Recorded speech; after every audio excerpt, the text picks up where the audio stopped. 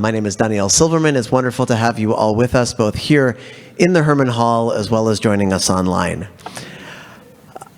As has been the case for this whole fall series, we are appreciative to Amica on the Avenue for their sponsorship of our book club this fall.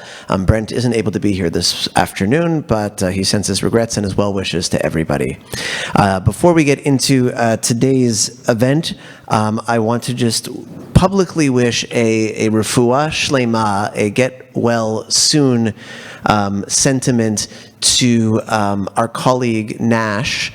Nash is the food services person here at Beth Tzedec. And by oddity and coincidence, the situation, well, of course, when you budget and plan for a program, sometimes things don't go the way that you expected them to. As you can understand, when Nash does lunch for us as an in-house food services person, that happens at a certain price point. In September, Nash was away on a last-minute vacation that his son surprised him with. In October, Nash had a round of kidney stones that put him in the hospital, and this past Monday, he had an additional surgery for another kidney stone to have it taken out. And as it so happens, each one of those absences have overlaid with when we've had a book and film club event, which has meant that we've had to bring food in from the outside, which of course is at a slightly different price point than things internally. So if you're sort of seeing the same thing, for that I apologize, but I also wanted to offer a bit of explanation and context. And we are very much hoping that this trend ceases with our break, and that when we're back in March and onward, that Nash is here and well and providing lunch for all of us in the manner to which all of us were both hoping for and are accustomed to. So that's a little bit of context related to the food, and I thank you again for your understanding when it comes to that. We are so excited to have Cynthia Good back with us. Cynthia has been reviewing books for our book club for a number of years. Many of you know her. You know that she arrives meticulously prepared. Today is no exception. The slides will come in at the end, so your attention doesn't have to go there until Cynthia tells you to look over there, even though it's massive and bright. And actually, I think I'll just turn off the projector when I head back over there until the time that we need it. But just a couple of words of introduction about Cynthia, for those who have not heard her review books before. Cynthia was the first editorial director of Penguin Books Canada and served in that role for 20 years. She was a former fiction editor for The Walrus and is the founder of the creative book publishing program at Humber College. More recently, Cynthia is a publishing consultant. Cynthia does a number of book reviews for a number of different book clubs and is really a giant in her field. It is a tremendous pleasure that she graces us with her presence every year and to speak to us about this very exciting, impactful, and relevant book, My Father's House. Cynthia, it's all yours. Thank you, Daniel, and thank you to Rosalie for your help as well. And it's good to be back here. To all of you who are in the room, it's great to see such a full room. I'm still adjusting to that after COVID and loving it. And great to see, I know that many of you are online for this.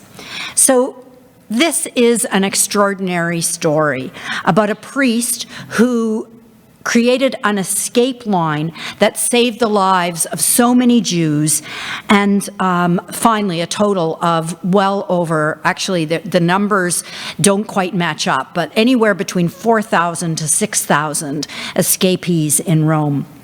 And although much of the book reads like a great adventure, and the suspense is a great strength of the book, there are so many other threads to follow and serious themes to explore. From faith to heroism, from pride to war, from loyalty of all kinds, to the subject of how to effectively turn history into fiction. And this story, incredibly, is based on a true person and a true story. And, you know, later, as Daniel said, I'm going to show you a PowerPoint with all of the real people. That, I can assure you, is the fun part. So let me tell you about how Joseph O'Connor came to write this book. He is Irish, and I take this from an interview with him. He says that he was visiting County Kerry about 20 years ago, and someone told him there about a local priest Hugh O'Flaherty, who he was told, along with a group of brave men and women, saved thousands of people from his headquarters in the Vatican. O'Connor was told that they concealed at least 4,000 escapees, mainly Jews and Allied soldiers, in flats, farms, and convents around Rome. He was intrigued, and so he began to do a little research. And then he says, "Then I felt him knocking on the windows of my life, going, 'Write a novel about the work of standing up for people in a time of oppression, and stand up for the values of empathy and humanity.'" And then he says, the characters took over. Born in a town just south of Dublin, O'Connor worked in a shopping centre selling fireplaces in the late 1980s, but had much more success as a journalist with the Sunday Tribune newspaper and Esquire magazine. He is still a regular contributor to RTE Radio, Ireland's public broadcaster. He's the author of 9 novels, including Star of the Sea, his 2002 historical novel, which was an international #1 bestseller. Among his awards are an American Library Association Award and the Irish Pen Award for Outstanding Achievement in Literature. His work has been translated into 40 languages. I've read one other of his books called Shadow Play, and it is really, that also is a terrific book, particularly if you like theater. Joseph O'Connor also has a musical side. He has worked with many musicians, including the Chieftains. O'Connor is the eldest of 5 children and the brother of the late Sinead O'Connor. He lives in the Glengarry area of South Dublin. So a synopsis of the book now for those of you who may have forgotten it or for those who might not quite have got to it. We begin in September 1943. The German forces, led by the vicious Gestapo boss Paul Hauptmann, rule Rome. Diplomats, refugees, Jews, and escaped Allied prisoners are all in deadly danger and turn to one protected place within the city, the Vatican City. The world's smallest state and a neutral country provides safety, and led by Monsignor Hugh O'Flaherty, a man of great courage and conviction. Now, I'm going to be talking from now on about the novel, not about true life. Hauptmann is his nemesis, who deeply suspects him and is steeped in an animosity that stems from an earlier incident at a POW camp. He is sure that O'Flaherty is hiding people and is determined to prove it, round up his victims, and destroy the priest and his co-conspirators, codenamed the Choir. The Choir is made up of 3 women and 4 men, plus their conductor, O'Flaherty. They are Delia Kieran, wife to the senior Irish diplomat at the Vatican, Marianne de Vries, a Dutch freelance journalist, Sir Darcy Osborne, the British ambassador, John May, the resourceful manservant to the ambassador, Enzo Angelucci, former newsstand owner, Sam Derry, an escaped British prisoner of war, and the Contessa Giovanna Landini, a widow. Their plans are made in secret under cover of their choir rehearsals. Since all the rooms were bugged, they sang loudly and passed notes. As time passes, the situation is in crisis, with hiding places around the Vatican and spread throughout Rome dwindling, and Hauptmann drawing ever closer under threat of Himmler's fury. The action leads up to one big Christmas Eve, December 23, 1943, decided as the best time to make a concerted move, which means transferring hundreds of hidden humans and wads of cash. The novel moves towards this mission. The rendimento, the translation of that is the performance, with tremendous suspense and great danger to all involved. This exciting narrative is interrupted by the brilliant interviews and journal entries of the individual members of the choir, giving the perspective of those characters in the 1960s and filling out their characters. The rendimento is successful due to O'Flaherty's brilliant manipulation of Hauptmann and Hauptmann's love of his family, telling the Nazi that his wife has left him and O'Flaherty has arranged her escape from Rome. It leads to a highly satisfying ending as O'Flaherty takes control of Hauptmann's Mercedes and then escapes with Joe on a motorcycle to safety, and the choir is together and triumphant. We learn some of what happens directly after this as the war winds down in Mariana's statement, the section ending with, during the 9-month occupation of Rome, 1,800 Roman Jews were deported to the death camps. Fewer than 20 returned. There follows a coda, This Is Your Life, where we read from Joe's unpublished memoir written after the war and hear about the TV show, which is a real TV show, celebrating Sam Derry, where a wheelchair-bound Hugh is the surprise guest. The memoir excerpt goes on with nostalgia and some melancholy to talk about an argument between them, settled before Hugh returns to Ireland. This is the last time that they will meet. And then another final section is Hugh's letter to Joe, referring to that to that argument and saying that, yes, he visited Hauptmann in prison, gave him Catholic instruction, and with Hauptmann's 2 children as witnesses, baptized him. Hugh and the novel ends with loving words towards Joe. We'll discuss the ending or endings later. Okay, how does this book open? There are several pages of material before the story actually begins. You'll remember there is the touching letter from a young man to his family, and it's an excellent way to begin using the form of a letter, a form that's used in the book as well. And this introduces us to our first prisoner of war in Italy and emphasizes the personal aspect of war. And then we move on to delineating that band of friends, the choir, the participants identified by their voices. Then we begin. As in each chapter, we get the day, the date, and the time, and the countdown to the rendimento, the mission. As we have Delia's indomitable character revealed, a delayed introduction to O'Flaherty, details of the mission, and right from the start, tremendous tension as they try to get a badly wounded POW, dressed as a Nazi, to the hospital. It's a great way to start the book. The setting of Rome, the tension, introducing Delia and O'Flaherty and the mission, though we don't know the details of that yet. And from here, we go to Delia's interview written in 1963. The book is structured into 3 acts: the choir, the solo, and the huntsman, and then a coda. This structure completely implies performance. And as I said, the word rendimento means performance, and introduces us to and emphasizes the use of music as metaphor, symbolism, plot device, and more in this novel.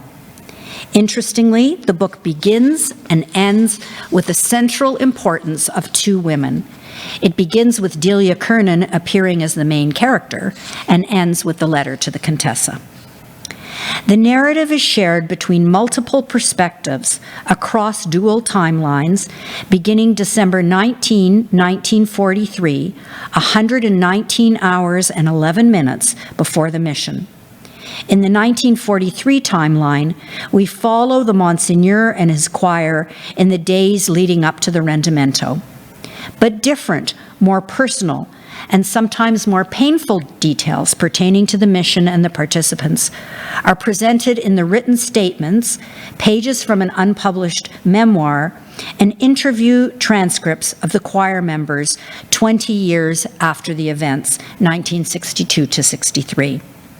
Much of this was compiled for the This Is Your Life television program. These alternate with the mission timeline, ending with Hauptmann's story and a wrap-up by Mariana in 1962 before the coda.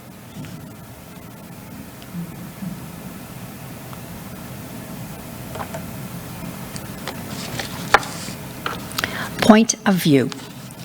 The Washington Post review said, "The author himself is the conductor as well as composer of this book.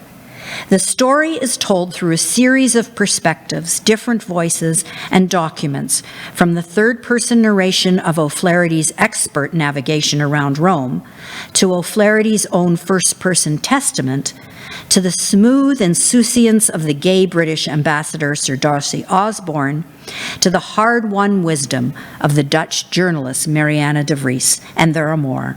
All of that takes considerable skill, and a lesser or less experienced author could easily end up with an unharmonious mess.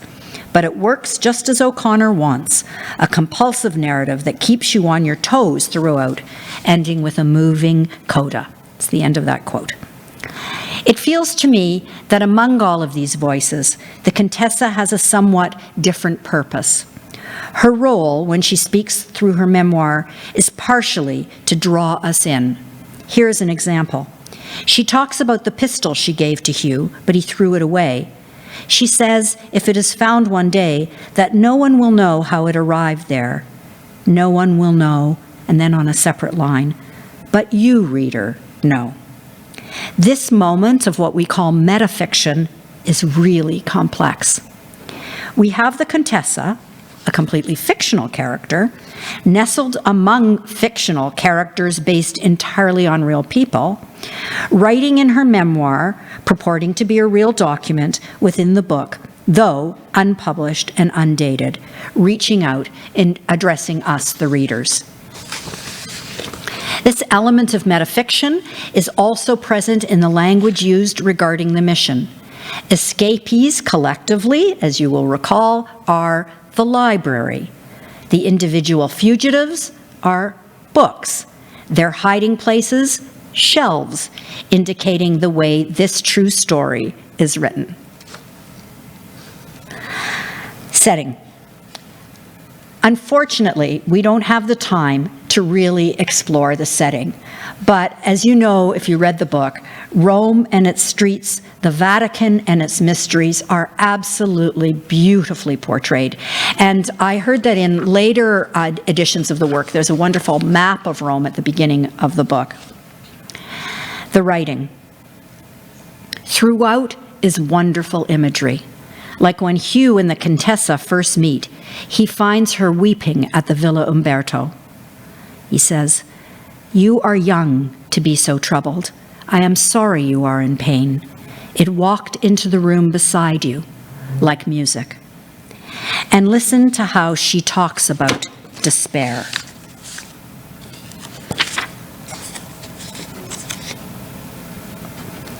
"And there was one great ghost that had me in its grip in those days, the high prince of ghosts, despair. Despair, in his diamonds of ice and grief, his robes of shimmering mist, in his eyes the strange light that draws ships to the rocks, in his mourning 10,000 choirs. You may gamble a hand with him, but the cards are all marked. He knows he will win at the close. What he's offering is opium, but many times stronger. There is no intoxicant quite as numbing as perfect despair."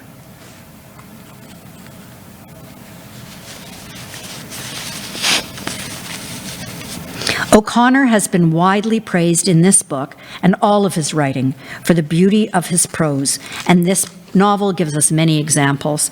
For me, I have to say that just the inclusion of the Italian words and phrases is beautiful. I could go on with other amazing descriptive passages or imagery, but I'll just mention one last turn of phrase near the end of the book, because it's so moving. It's when the Contessa is in the cab with Hugh, who is now in a wheelchair and has aphasia. She says, "He spoke like a man who has taken too much wine, but must converse with his wife's awful family." And then she tells us he allowed her to take his hand. Here we see the bravery of both Hugh and the Contessa, and the very special relationship unresolved between them. It tugs at our hearts, as it does for the Contessa. And we must not forget that the book also has some wonderful humorous moments, many of them supplied by Enzo. The choir. So to remind you of the moment that Hugh decides to form the choir, Enzo has just brought him a Jewish escaped prisoner of war. Hugh is shocked that Enzo expects him to give refuge to this young man, but they both know what will happen to the escapee if Hugh does not. Hugh takes him in, and then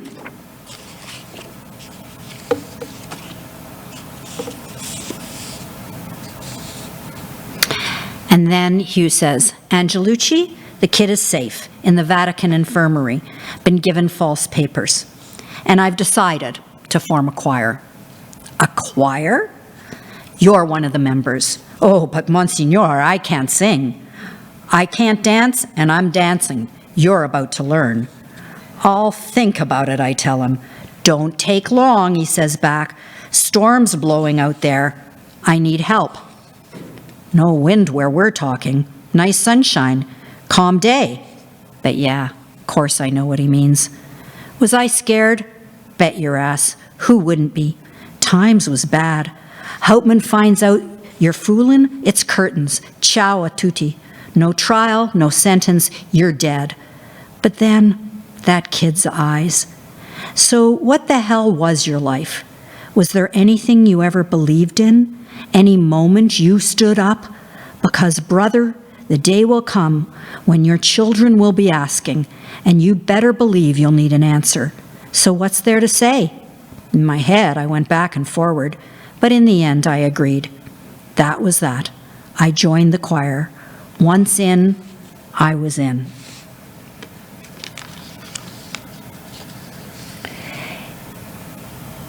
Here is one example of beautiful writing that combines the wonder of Rome, O'Connor's style, and the use of the imagery of music and the choir.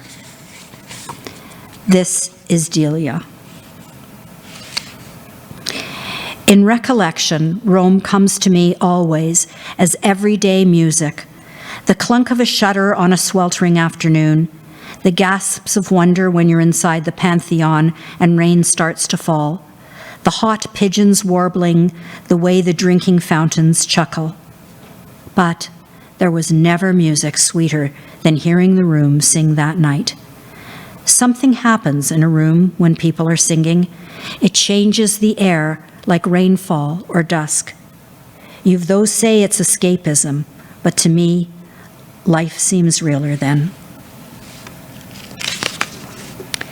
Music recurs throughout the story, and of course, music is always available to us as a consolation in life in the darkness of the world, just as O'Flaherty and friends experienced it in Nazi Europe. Behind the author as conductor of it all is Hugh O'Flaherty, the conductor of the choir. The choir displays a range of singular voices and absorbing backstories that flesh out each character. Music itself is used powerfully to illuminate the divide, separating those whose actions are oriented towards goodness and those whose actions are evil. In the novel, music evokes a mystical experience which informs characters of beauty and brings even non-believers to God. Hugh hears the Moonlight Sonata as a signal. On the other hand, music can be used as a mask, as Hauptmann listens to Verdi in his villa, as a way to deal with the horrors of his interrogation cells. Joe will forever remember their dash to the Vatican with Hugh singing a Puccini aria. When O'Connor told us earlier that the characters took over, we can see that. We see it through the incredible individuality of these people. Each have their own language, cadence, characteristics, motives, history, and all are revealed, if not wholly, enough so that no one of the choir is superficially portrayed. And since there are 3 fascinating women in the choir, there's a kind of statement about the strength and heroism and ideas of the women. We begin with Delia, and the book ends with the voices of Mariana and finally Jo. And Elise Hauptmann, too, is an important figure. But let's get right to the center of the book and take a good look at Father Hugh O'Flaherty, the character in this novel. How do we learn about him?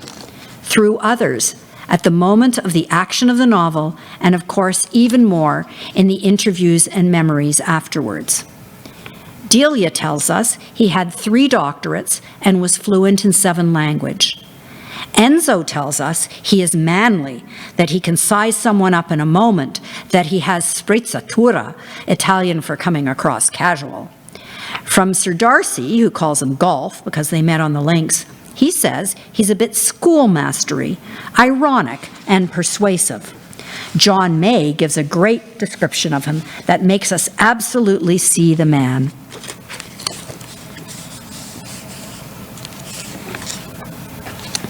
He was on the level, down-to-earth block, and it don't show in photos, but the Padre was tough. Like they say where I'm from, he had bottle. An old-fashioned, stand-up, don't-take-liberties sort. Dressed like it, too. Yes, he did. All the photos he's in priest clobber, naturally enough, but a different story when he was off-duty in mufti. Camel hair coat, black trilby, all that. Shoes you could shave in, sharp dresser, the moxie. Short back and sides once a fortnight, hot comb, touch of Brill cream. Seen him down Whitechapel, you'd say, that's a face, and you wouldn't want to cross him. He'd have a razor up his cuff. Funny thing to say about a man of his profession, but he walked like what the Italians call il capo dei capi, the godfather. That's the way he'd come over. I ain't scared of bugger all. He later speaks of him as stubborn, a typical Paddy and Irishman. The Contessa, who calls him Hugo, describes him as maddeningly rock-like, bulletproof in his self-certainties, impregnable as to his choices. If he had a fault, it was his slight air of the loftily seigneurial, the superiority of the hermit. In that section of the Contessas, we get closer to the inner Hugh. We learn he would have liked to have been a father and a husband. Of course, all of these reflections on Hugh reveal as much about the one who is reflecting, so it's an amazing way to reveal 2 characters at once. History has marked Monsignor Hugh O'Flaherty, the real priest, as a hero. So let's look at heroism in the book. Contessa said, "We like halos in old pictures, but rarely in our friends. There are so many kinds of heroism depicted in the novel. John May thinks that the actions of the group he thinks of it as friendship and loyalty. No, I don't see it as no heroism, nothing like that. Mate of yours is in trouble, you front up." And then secondarily, and still not heroism, and that he saw the evil in what the Germans were doing, saw it particularly with their treatment of the Jews. And then there is Enzo. And remember, he thinks that he's the one doing the mission. He and we soon learn that Hugh has decided he's not ready. But the heroism here is that even if he himself were to think himself not ready, he will be brave. And a part of heroism is almost like self-interest. Here's Sir Darcy, who is gay, referring to why Hauptmann must be stopped, an echo of the famous "First they came for the socialist" from Martin Niemöller. They would murder every Jew, every gypsy, every artist. If ever they got to London, they would go directly to Soho and murder a number of my closest friends, and then they would murder me. Each of the members of the choir have their doubts and dark moments, but each displayed such heroism. At the end of the book, Hugh says, "Many people never meet a hero. I met heroes. I loved them." The real O'Flaherty has been famously dubbed the Scarlet Pimpernel of the Vatican. And with that kind of naming, it would be easy to fall into the trap of a saint-like portrayal that feels more pedantic or artistic than real. But this O'Connor skillfully avoids. The author's depiction of O'Flaherty is nuanced and tough, revealing an internal struggle which lends credibility and credence to the remarkable sacrifice which the priest undertakes. Hugh's heroism, is it tempered, diminished, or created by his pride? It's an old question. Does the large person, the one who invents those things that change the world, who creates the most extraordinary art, whose political decisions or brave if foolish actions change the world, are they not the most flawed? In a way, don't they have to be? Hugh's pride is an issue in this novel, but we should be aware that it is not just a human weakness to be avoided. In Roman Catholic theology, it is one of the 7 deadly sins, considered by some to be the gravest of all sins. In the theological sense, pride is defined as an excessive love of one's own excellence. As a deadly sin, pride is believed to generate other sins and further immoral behavior, and is countered by the heavenly virtue of humility. No one would see the Monsignor as humble. It is raised dramatically in his meeting with the Pope regarding his actions in the POW camp and his trying there to protect an elderly Jewish couple from violence. This, very early in the novel, in the Pope's own voice, is shocking. Surely the Savior himself and all the saints should offer prayers to O'Flaherty. We beg you, O'Flaherty, O pro nobis O'Flaherty, intercede for your inferiors from whatever pulpit of vain glory you preach from. Have you an explanation you would like to offer for your filthy arrogance and insolence? And he himself is deeply aware of his own pride.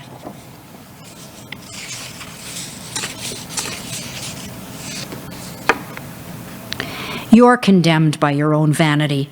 What did you think you were playing at? God? Derry's a hero. You're a pretender, a clown. When they catch you, as they will, that stupid collar won't save you. Every one of those prisoners will be tortured to death. So will you, as an offering to your pride. And he has doubts. The threatening image of depression echoing the Contessa's, a shadow hovering ever near. Here's his powerful inner dialogue about that.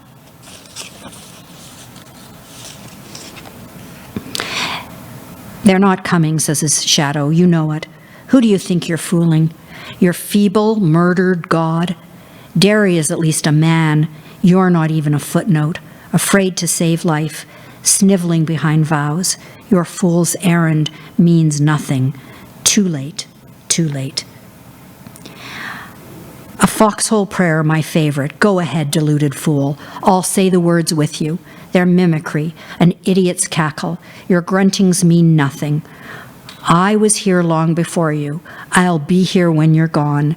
Shapeshifter, they call me. Changeling, turncoat. I am not your shadow. You are mine.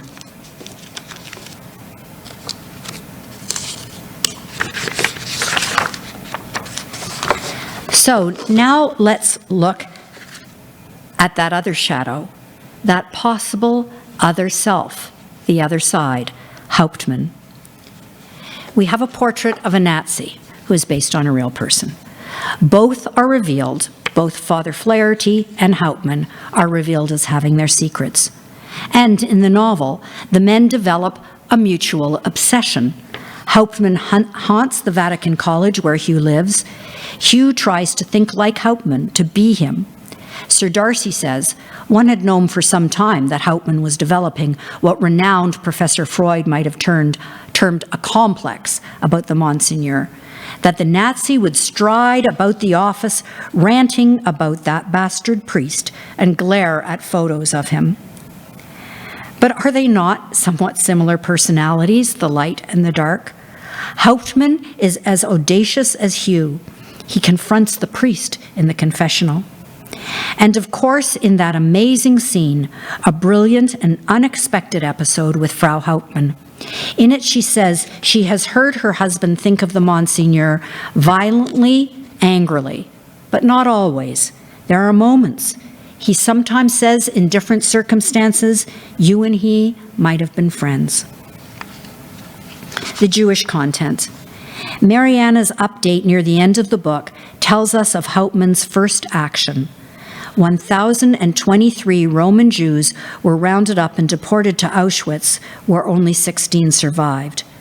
He later arranged the deportation of a further 993 Roman Jews, nearly all of whom were murdered in the gas chambers. O'Flaherty's choir saved diplomats, refugees, escaped Allied prisoners, and of course, many Jews. Most references in the book to the terrible plight of the Jews are short mentions. The tobacconist whose store windows were smashed because he was a Jew. Hauptmann making ghetto Jews collect gold to escape deportation. We also find out in passing that John May is Jewish, although no believer, but he's passionately against the Nazis. The book pre-coda ends with the plight of the Jews. During the 9-month occupation of Rome, 1,800 Roman Jews were deported to the death camps. Fewer than 20 return. Religion. Of course, there cannot be a novel about a priest without there being religious content, and of course here it's Catholicism for the most part. It's also about faith. There's much to talk about in the end of the book regarding faith. I'll come to that in a minute, but let's look at other aspects.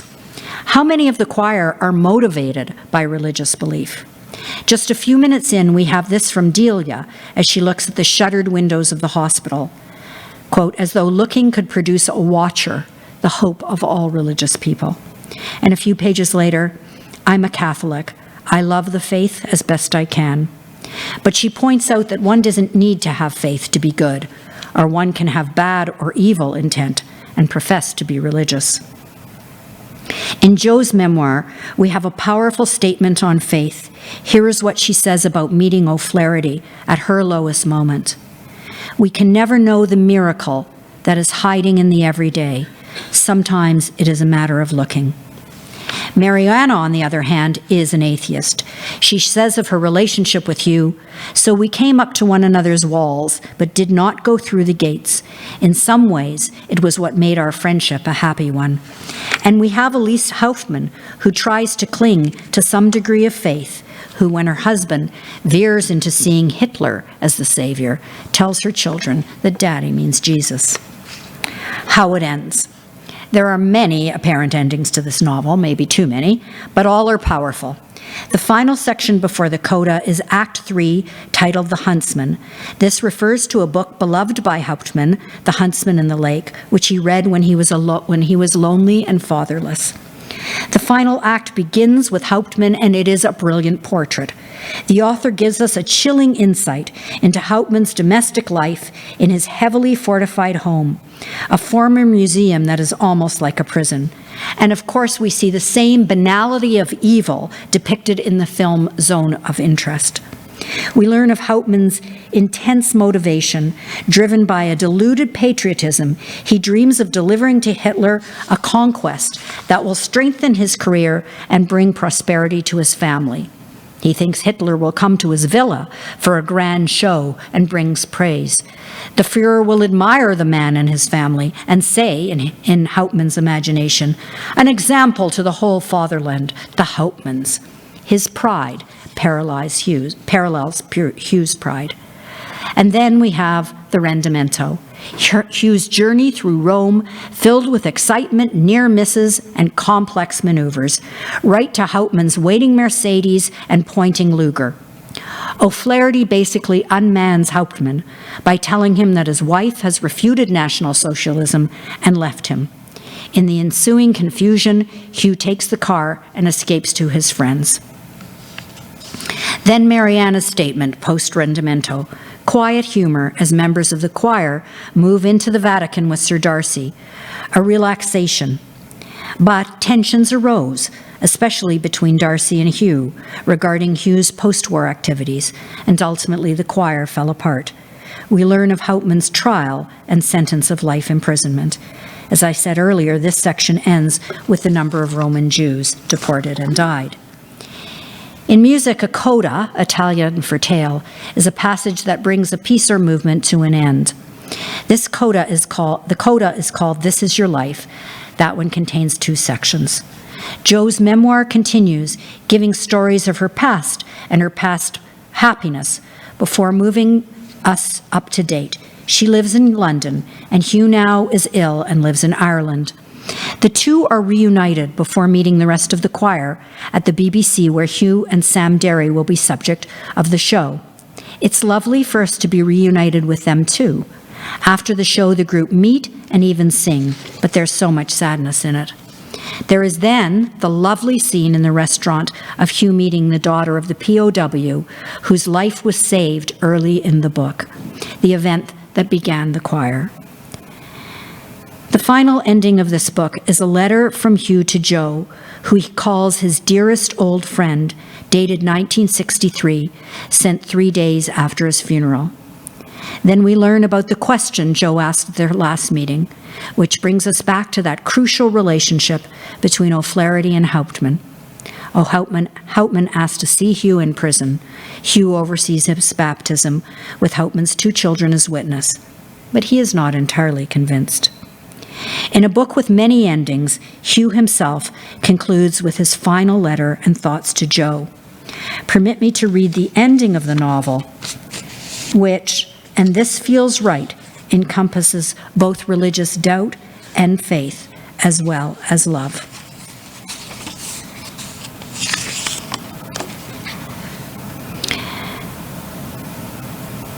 And this is Hugh reflecting on Hauptmann. These are the painful events I should have told you about in London. I'm not certain as to what prevented me from doing so.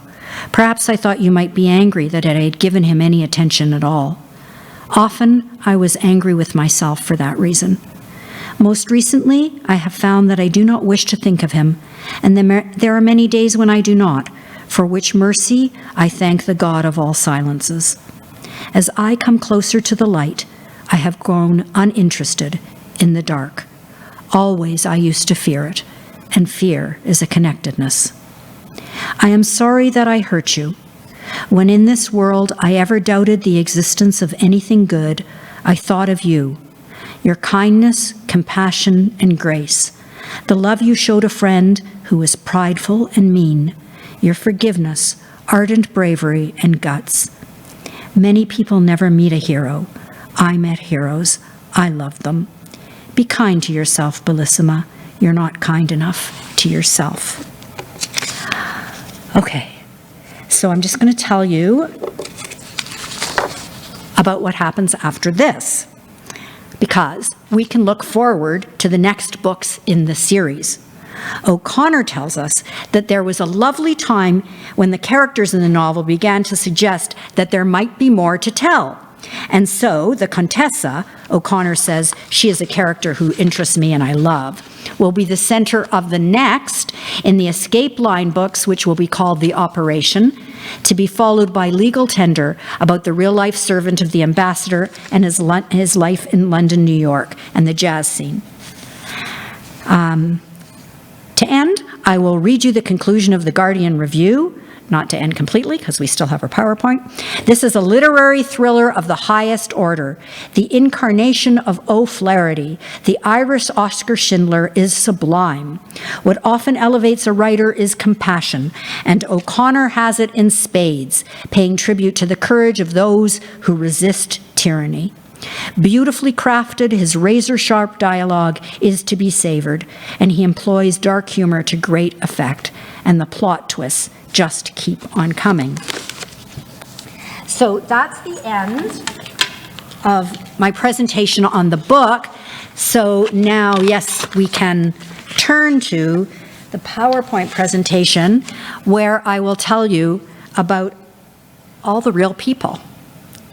Like many of you, I love to read historical novels, and I learn about history that way, through the most interesting people. And also, like many of you, I'm sure, when I read books like this, I often want to see what the real people look like, or I start to do a bit of research.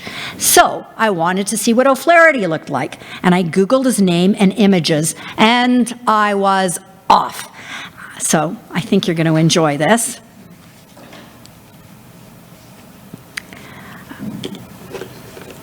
Okay, so as you know, O'Connor took many of the characters of his novel from the true history of Father Hugh O'Flaherty. O'Connor tells us in his caveat that he has taken liberties with the facts and reimagined the real people to make them his own for his own purposes. The copyright page includes a disclaimer that says, this is a work of fiction. Any references to historical events, real people, or real locales are used fictitiously. Sam Derry, John May, Delia Kiernan, and Darcy Osborne are all real people involved in saving so many. And I'll tell you more about them and about some of the other people who were part of the amazing story. But of course, we begin with Father O'Flaherty.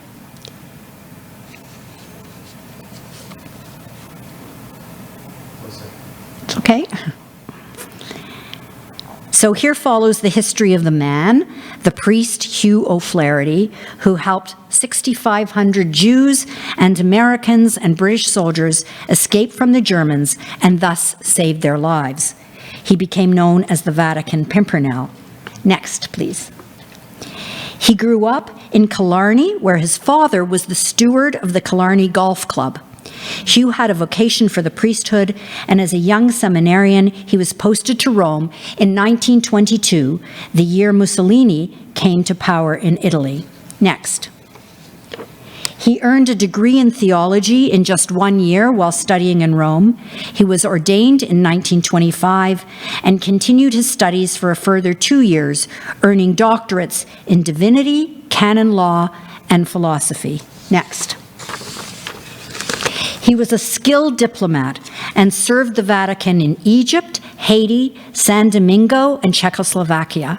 After a period of 4 years, he was recalled to Rome and was appointed to the Holy Office. Next. He was also devoted to golf from his early years playing in Killarney. While in Italy, he played regularly with Count Ciano, Mussolini's son-in-law, and with the ex-king Alfonso of Spain. His high standing in the social life of Rome would stand him in good stead during the Nazi occupation. Next. In the autumn of 1942, the Germans and Italians began to crack down on prominent Italian Jews and aristocratic anti-fascists. Next. Having socialized with these people before the war, the Monsignor now hid them in monasteries, in convents, in his old college, and in his own residence. The underground rescue network redoubled its efforts to protect those Jews still at liberty. They hid children in religious houses and gave parents false papers. Next. During the war, some Jewish religious services were conducted in the Basilica di San Clemente, since it was under Irish diplomatic protection. Next, please. He started with saving the lives of Jews, but in the spring of 1943, O'Flaherty's operation broadened to include escaped British prisoners of war and shot down Allied airmen. He developed a network of safe apartments in Rome in which they could hide. Next, please. And he used the safe space of the Vatican to meet those he helped, to hide them, and to meet with his organization. And on this slide, you can see the white lines referred to in the book dividing the protected Vatican from occupied Rome. Next, please. The real Sam Derry commented on, quote, the strangeness of this organization in which soldiers and priests, diplomats and communists, noblemen and humble working folk were all operating in concord with a single aim, yet without any clearly defined pyramid of authority. Next, please.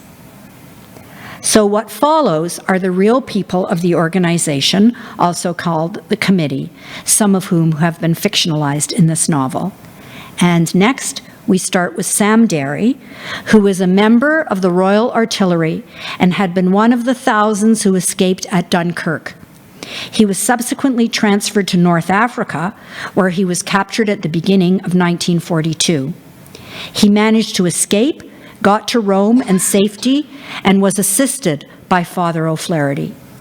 Derry was a definite leader and managed the discipline amongst the prisoners of war, ensuring that no unnecessary risks were taken while moving from location to location or through overindulgence of alcohol.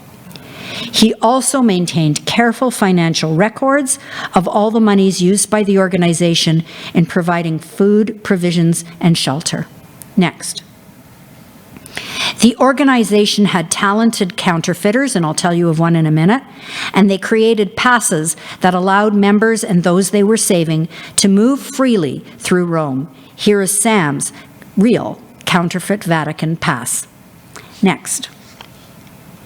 In the foreword to his book, Sam Derry wrote, "This book has been written unbeknown to Monsignor Hugh O'Flaherty, CBE, one of the finest men it has been my privilege ever to meet. Had it not been for this gallant gentleman, there would have been no Rome Escape organization." Next.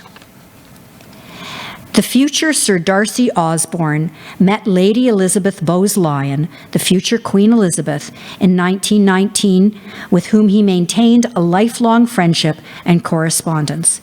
He later described her as the past love of his life. Osborne was envoy extraordinary and minister plenipotentiary to the Holy See, 1936 to 1947. And although he declared he could not help the organization directly, he contributed money and plenty of assistance. His code name was Mount, but his greatest contribution was introducing O'Flaherty to John May. Next. John May was Osborne's manservant. May's assistance proved invaluable. O'Flaherty described May as indispensable, a genius, the most magnificent scrounger I have ever come across. May had a particular talent in using the black market. During the course of his work, he acquired army uniforms, boots, false identifications, and counterfeit money. May was a key player and formed the original Council of Three with O'Flaherty and Count Salazar, who I'll tell you about later. Next. Thomas Kiernan, the Irish ambassador to the Vatican, had to adhere strictly to his country's policy of neutrality. But his wife, the noted singer Delia Murphy, had a freer hand and helped where she could, seeing that O'Flaherty had the use of the Irish legation's car when he needed it, for example. Next.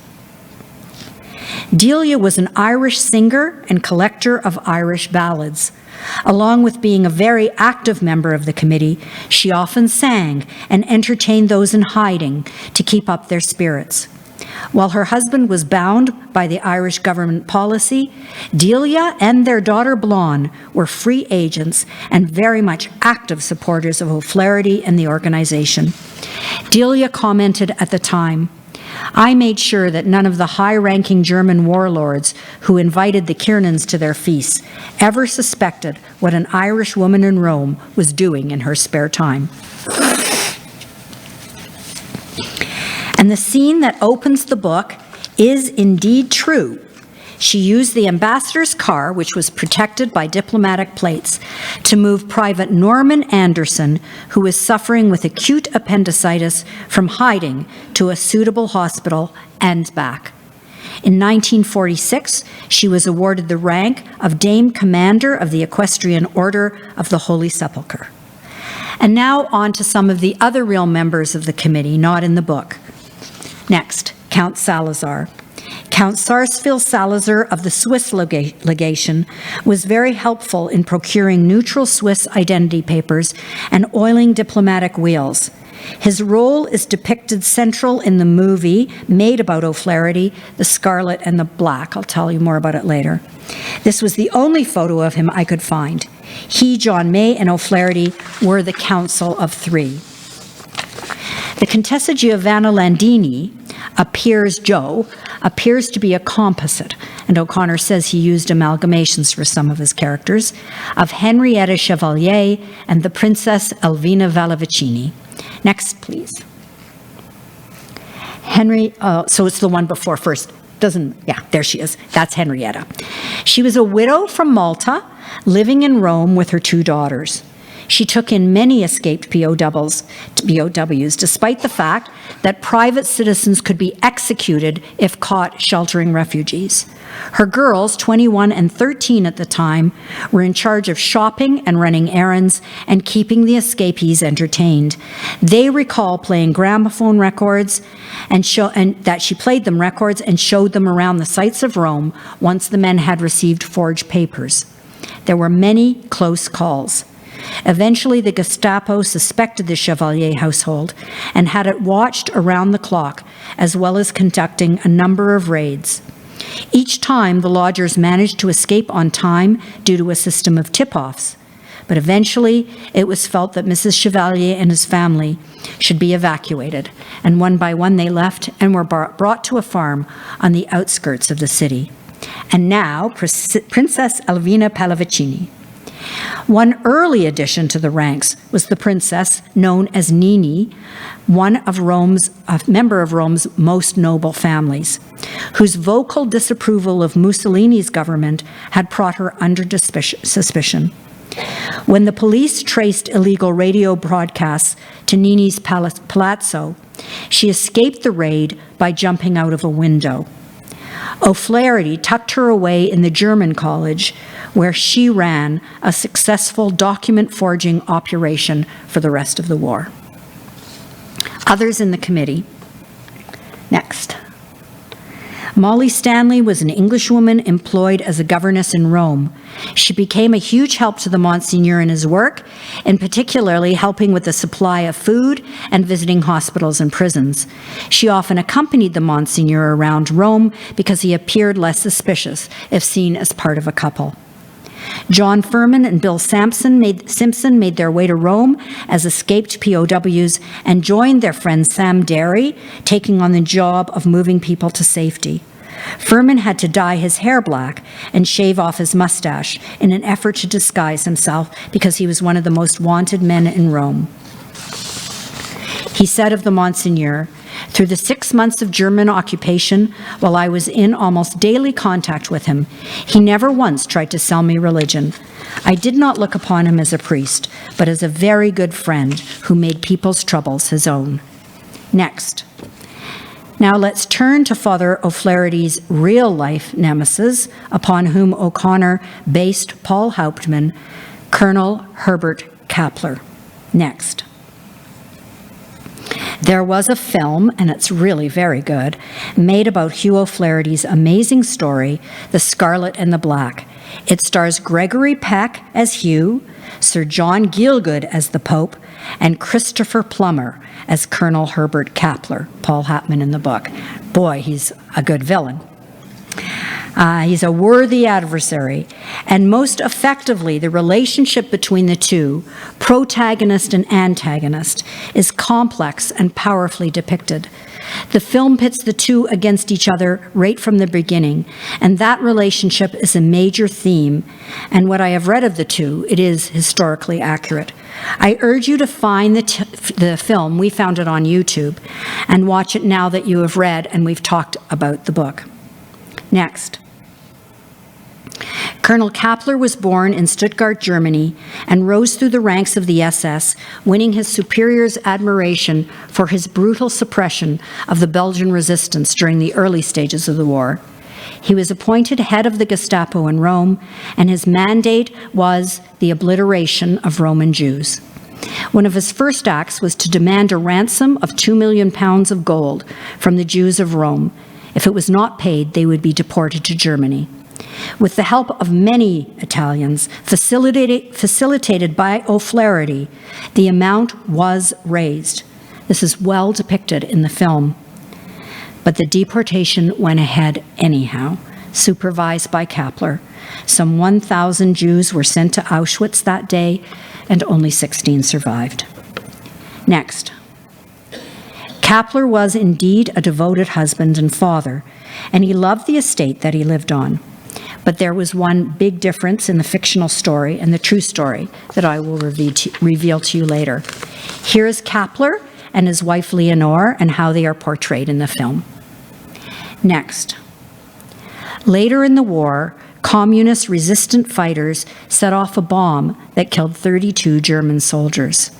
In retaliation, Kapler chose 10 Italians for every German killed, marched them to the Ardeatine caves at Domitilla, and machine-gunned them down. When the shooting was finished, the entrances to the caves were blown up, sealing the victims, whether dead or wounded, behind tons of rock. Next. The antagonism between O'Flaherty and Kapler grew, and Kapler was known to be obsessed and determined to catch the priest. But O'Flaherty, the real man, always eluded him. Sometimes he would put on the uniform of a postman or a street cleaner. Other times he would go out in the clothes of any simple laborer. There is even a story that he occasionally dressed up as a 6'2" nun. Here is one good story of a close call. One of O'Flaherty's aristocratic friends, Prince Filippo Dorio Pamphili, had been supporting the organization with donations of cash. This particular morning, O'Flaherty had come to pick up the money. But Kapler had the Palazzo Doria Pamphili under surveillance. As the SS men thundered into the palazzo, O'Flaherty dived down into the cellars. The act gained him a few moments to think. He noticed that one of the cellars had a chute that opened onto the courtyard above. 2 coalmen were worriedly watching the SS men around them. O'Flaherty snuck an empty coal sack down into the cellar, pulled off his robe and hat, stuffed them into the sack, and covered his shirt and face with coal dust. Then he waited until one of the coalmen was right above the chute. In a whisper, O'Flaherty asked the coalman to hide in the chute while the priest took his place. The man agreed, and a few minutes later, O'Flaherty was carrying his sack past 2 lines of SS men. They moved out of his way so they wouldn't get their uniforms dirty. Once the coal truck blocked him from view, he took off down the street. He ducked into the nearest church, washed up in the vestry, and resumed his hat and robe. Then he walked unchallenged back to the Vatican. Colonel Kapler spent 2 hours at the palazzo, but was forced to leave empty-handed, and he was very angry. All of this is depicted wonderfully in the film. Next. Then there was Pietro Koch, leader of the Banda Koch, a group notorious for its anti-partisan activity in the area around Rome. An Austrian by birth, he was head of interrogation for both the Italian fascists and the Gestapo, and was known as, quote, an acknowledged master of tortures, both crude and refined, and he worked very closely with Kapler. One of the most powerful parts of the book, Hauptmann's wife asking for refuge from her husband and the socialists, is another way that O'Connor amalgamated real-life characters. Koch knew the Germans would soon lose power over Rome. He also knew what exactly would happen to him if Italian resistance fighters got their hands on him. Koch was willing to take his chances at getting away, but he could not risk taking his wife and mother with him. And if they were found in Rome, the Italians would see them as convenient scapegoats and kill them. So Koch asked O'Flaherty to smuggle them to safety. Even O'Flaherty was taken aback. The man who had publicly outlined the tortures he had waiting for the Irish priest was now asking for help. Koch was, of course, ready to bargain. If O'Flaherty would save his family, Koch would make sure that the captured organization members were left behind in Italian prisons and not transported to Germany. O'Flaherty, for his part, made the arrangements for Koch's wife and mother to be taken to Naples and sheltered in a convent.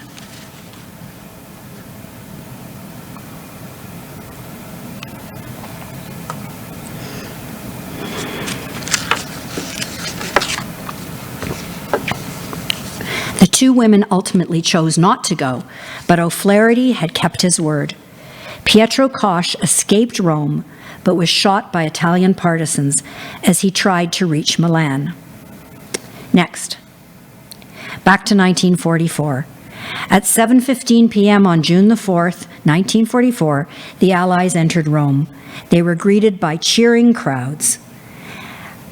Post-war research brought the total number that the group helped, aided to approximately 6,500. Meanwhile, O'Flaherty began helping injured Italians and others who had fought for the Axis powers. When called out for switching sides, O'Flaherty replied, "God has no country." Next. For his part in the Ardeatine massacre, Kappler was arrested by British authorities in 1945 and turned over to the Italian government in 1947. He was tried the following year and sentenced to life imprisonment. At Kappler's request, O'Flaherty did come to see him every month. And in March of 1959, Kappler was baptized into the Catholic Church at the hand of the Irish priest. In 1975, at the age of 68, Kappler was diagnosed with terminal cancer. Next. He was by then married to his second wife, Annalise. Leonore divorced him when he was convicted. Annalise was a nurse with whom he had carried on a lengthy correspondence, and they were married in a prison wedding in 1972. Appeals by both Annalise and the West German government for compassionate release once his cancer was diagnosed were denied by Italian authorities. On a visit to Kappler in August 1977, Annalise carried him out in a large suitcase. Kappler weighed only 104 pounds at the time, and they escaped to West Germany. 6 months after his escape, Kappler died at age 70. Next slide.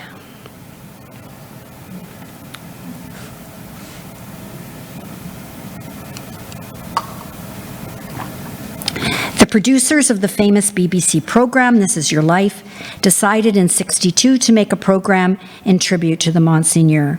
However, by this stage, his health was failing, and it was clear it was inadvisable for him to travel to London. As a result, they altered their focus and featured Sam Derry, with O'Flaherty appearing on film. In his recorded greeting, he said of Derry, "Those were dark days, and I shall always remember the difficulties we had in keeping one step ahead of the Gestapo. Sam, when you came to Rome, you arrived at the right moment." As the program neared the end, the famed presenter, sorry, I just need a moment. Could I have a chair? Could someone just bring me a chair?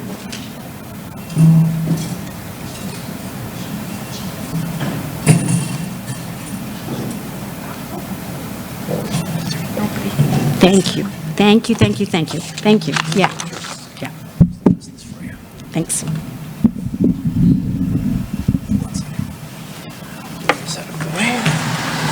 Good. Thanks. I'm almost done. Oh. Thank you. Thank you so much. Okay. As the program neared the end, the famous presenter, Eamon Andrews, announced that there was one last guest. And with that, Father O'Flaherty slowly walked onto the stage, grinned and threw his arms around Sam Derry. Both wept for joy, and that was the last time the two partners saw each other. This was the first time that many of the audience who were assisted by the organization during the war were able to express their gratitude in person.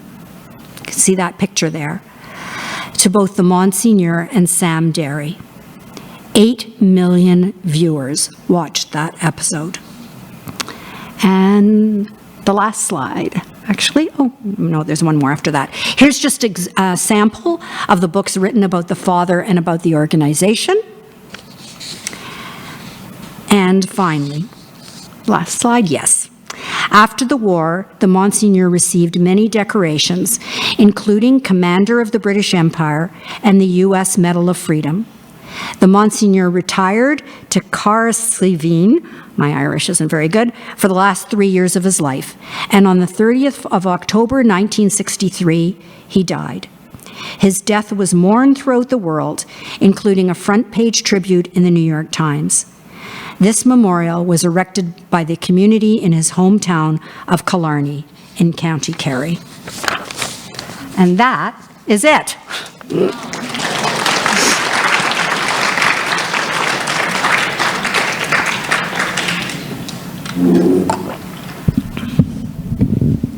There's nothing better than historical fiction coming to life, right? We're going to take a few questions. If you're online and wish to submit a question, please put it into the Zoom chat and we'll ask it in the room. Here in the room, if you'll say your question, I'm then going to repeat it just so that everybody, as well as those who are watching online, can hear, and then Cynthia will address the question. So does anybody want to ask anything? Yes, please. In the novel, O'Connor just briefly mentions Pope Pius and how he was working with the Nazis and so on, and that was it. He never heard another word about the Pope during this time. Was that done purposely? Why? So the question is, in the novel, Pope Pius is mentioned very, very briefly, and then nothing else goes into sort of his history, and was that something that perhaps was intentional? You know, that question has been asked by several book clubs, so everybody knows what a rotter the Pope was, actually. I think O'Connor's decision there was to make almost like a single villain, to make it one against the other.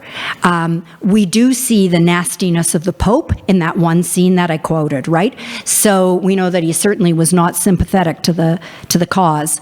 You see a little more in the movie, by the way. Just a little bit more of that in the movie, but that's a good question and perceptive of you.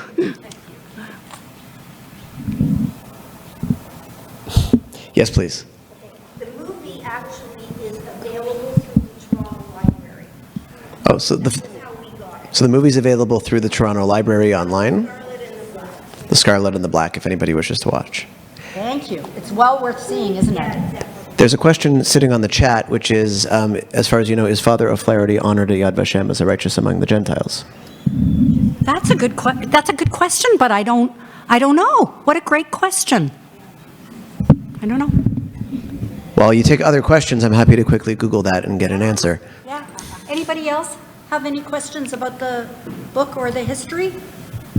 Did you enjoy reading the book? I know that's a kind of, it's a good book, isn't it? It's a good book because it combines so much. Did you want to say something?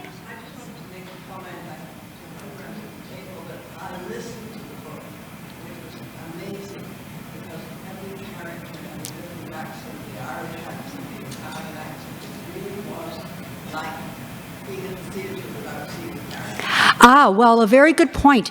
It is a theatrical kind of book, isn't it? Because O'Connor loves the theater. He also, I didn't mention this in his biography, but he writes for the theater as well. He writes plays. He's very theatrical. I have an answer to the Yad Vashem question. According to Wikipedia, which is what it is, but usually pretty reliable, it seems that an application to have him added to the Righteous Among the Nations list was prepared in 2017, but doesn't seem to, at this point, have been put through the full process and recognized as such. Yes? Are there two other books out, the sequels out yet, or is he just writing them? What is the state of the sequels? He is still writing, and what he said is that it's very unusual for him to know 2 books ahead what he's going to write.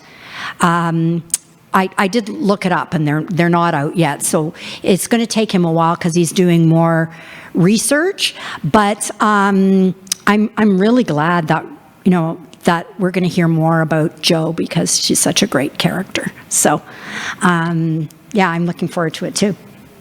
I just want to say that if you go online, you'll see Jo, the author, actually being interviewed in a book club, I think in Ireland. Oh. He talks about the book and everything about it for an hour. It's very interesting. It seems that there's an interview with the author online. Further update. While Father O'Flaherty is not formally recognized as a righteous among the nations at Yad Vashem, he does apparently have a tree planted in his honor on the property. And usually those two things go together, which is a little bit odd as to why there's a tree, but he's not officially recognized on the list. Undoubtedly, that's some sort of glitch, although I know that Yad Vashem has very particular criteria when it comes to recognizing righteous among the nations. By sort of the colloquial standard, there's no question that he fits the bill. Perhaps there's some particulars where one thing I'm thinking of, maybe it is this. I believe to be recognized as a righteous among the nations, one's own life had to be in peril as a result of the actions one was taking. Perhaps given his role as a diplomat in the Vatican, that might not quite rise to that level. I don't know. You know, another thing I'm thinking is that maybe his post-war activities, it seems there was some, the other members of the group didn't like things that he did afterwards because he took care of people who were on the wrong side. And also because he baptized, you know, the Nazi. I mean, could that be possible? Are there any other questions or comments? Okay. Cynthia, thank you so much. What a wonderful presentation, a wonderful choice of book. Bringing the true history and the photos and the stories really, I think, enriched all of our understanding of the history that went with the fiction that was then developed by the author. So thank you for being here. Thank you to all of you for joining us. Our book club is taking a winter pause, though there is still plenty of other programming happening at Beth Tzedec over these next few months.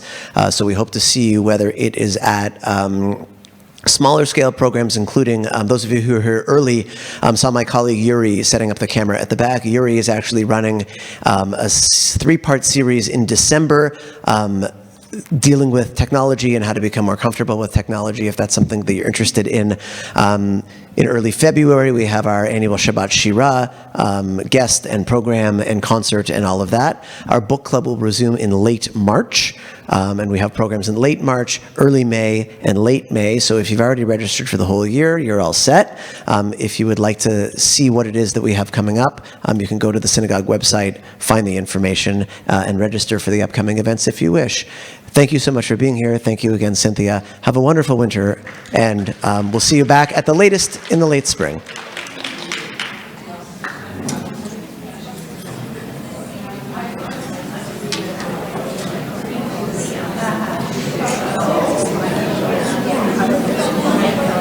Oh, sorry. Were you looking at that?